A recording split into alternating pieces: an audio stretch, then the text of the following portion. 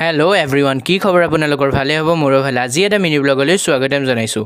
Welcome to my 2025 Durga Puja mini blog series episode 4।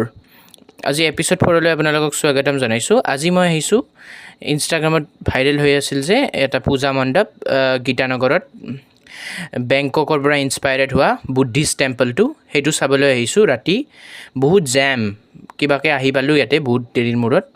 চ' আপোনালোকক ভাবিলোঁ অলপ দেখাওঁ। এয়া চাওক, এইটো জুম কৰি দেখাই দিছোঁ।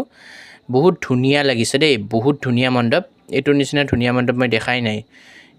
এইটো বনোৱাৰ পৰা সেইকাৰণে এইটো চাব আহিছোঁ। ভিতৰখনো খুবেই ধুনীয়া, বহুত ভিৰ দেখিছে, বহুত লাইন মানে মানুহৰ। কিবাকৈ লাইনত সোমালোঁ আৰু বহুত ধুনীয়া মন্দিৰটো, আৰু কি ক'ম আৰু মই।